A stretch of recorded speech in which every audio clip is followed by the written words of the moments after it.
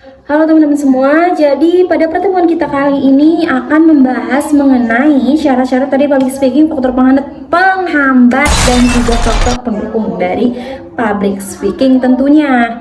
Ini nggak jauh-jauh ya pembahasannya, selalu mengenai public speaking. Ketika teman-teman mau berbicara di depan banyak orang, ketika teman-teman mau menyampaikan pesan kepada banyak orang atau kepada audiens, yang pertama teman-teman harus tahu yaitu harus bisa menguasai materi atau topik yang mau disampaikan. Kenapa? Karena ketika teman-teman sudah menguasai topik yang mau disampaikan atau yang mau dibahas, itu teman-teman akan mudah untuk bisa menyampaikan kepada audiens, untuk bisa memberitahu pesan yang teman-teman mau berikan kepada audiens. Nah, selain kita harus bisa paham terhadap materinya atau topiknya, kita juga harus punya penghayatan dan juga harus punya keyakinan. Meyakinkan audiens itu perlu loh. Selain daripada meyakinkan, kita juga menjelaskannya harus antusias, harus semangat, agar audiens juga kebawa nih, semangat kita nih terlihat nih dan bertransfer gitu loh. Semangat kita tuh kayak kerasa banget loh ke audiens gitu.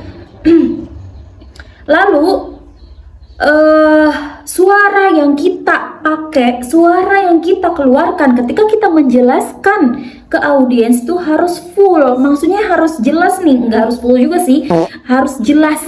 Menjelaskannya itu harus dengan suara yang jelas gitu ya.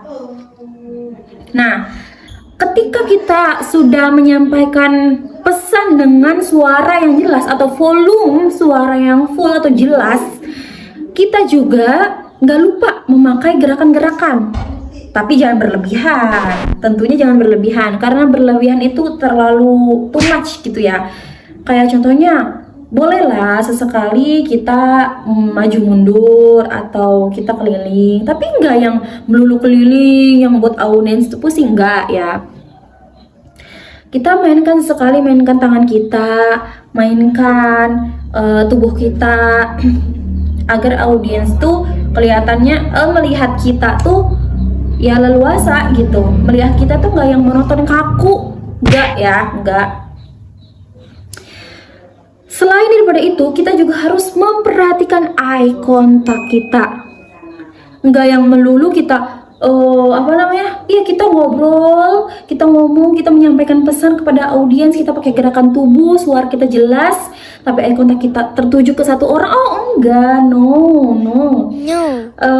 Public speaking itu enggak tertujunya ke satu orang, enggak, karena kan beberapa audiens, beberapa mata di situ.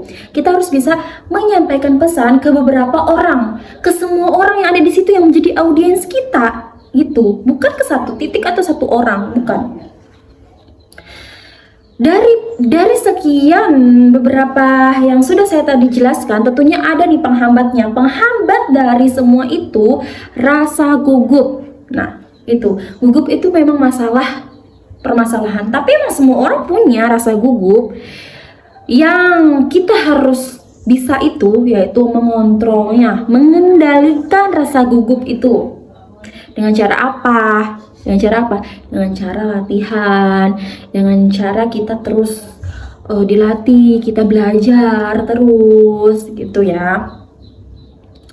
Kecemasan. Nah, dari rasa gugup itu kan menimbulkan kecemasan tuh. Kita juga harus bisa mengontrol rasa cemas itu dengan cara tadi latihan itu. Selain dari rasa gugup yang tadi sudah saya jelaskan, ada kurangnya kepercayaan diri. Itu penghambatnya juga nih.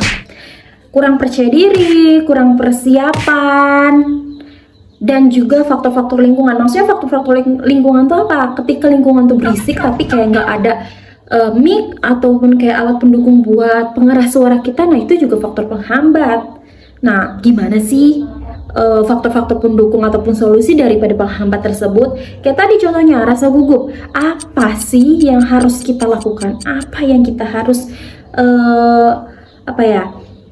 yang harus kita lakukan? Iya, lakukan.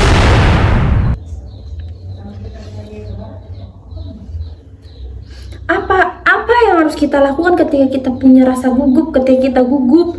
Ya tentunya kita harus bisa mengendalikan, mengontrol rasa gugup itu. Nah, ketika kita tidak mempunyai, atau ketika kita nggak pede ya, nggak percaya diri, tentunya kita harus banyak berlatih dong. Kita harus punya mindset, kita harus punya mindset bahwa semua itu kita bisa. Jadi makanya kita perlu afirmasi kepada diri kita sendiri, itu perlu agar kita tuh pede ketika berbicara di depan audiens gitu. Kita harus perlu banyak latihan. Kita harus bisa mengontrol rasa gugup atau rasa malu, cemas gitu. Kita juga harus bisa mengetahui nih kekurangan diri kita agar kita tahu batasan diri kita, dan kita juga bisa tahu nih solusi dari kurangnya diri kita sendiri itu apa gitu. Lalu selanjutnya kita juga kan tentunya orang juga kayak pernah lupa.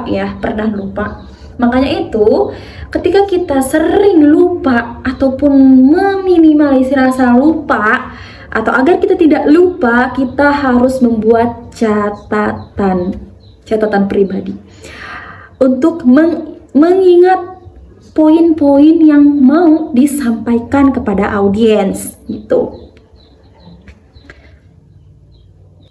Nah, yang terakhir itu mengatur pernapasan. Atur pernapasan kita.